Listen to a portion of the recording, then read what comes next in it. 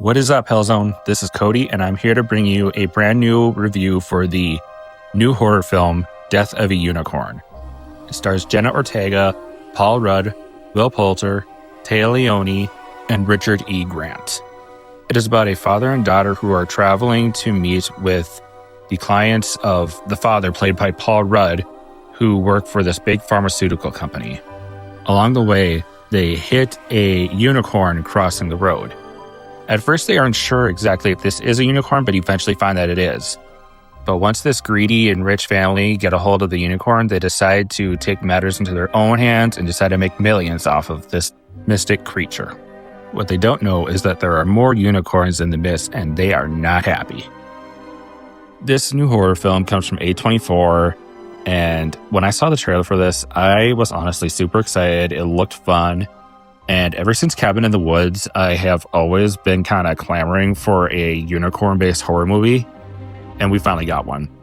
I thought it was just going to be campy all the way, but it does have some really creepy moments that honestly felt like a homage to some of the Jurassic Park films at some points, where in this case, the unicorns are like the dinosaurs that this big farm, big corporation people are wanting to get their hands on and destroy in order to further gain their wealth.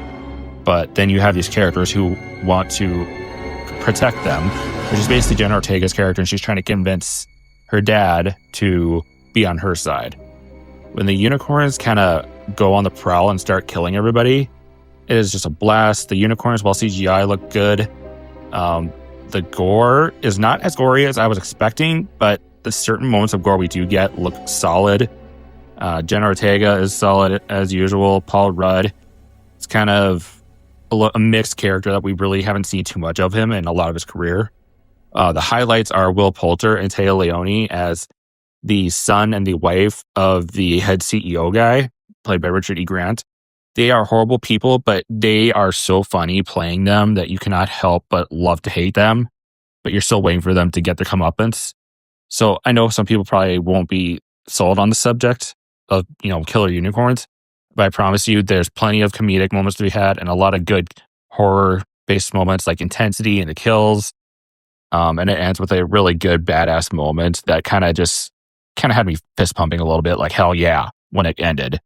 So I do think that this is one that I think people should check out at some point, whether you want to go to it in the theater or wait for streaming. I did really love this movie a lot, and it could possibly be one of my personal favorite horror movies of the year.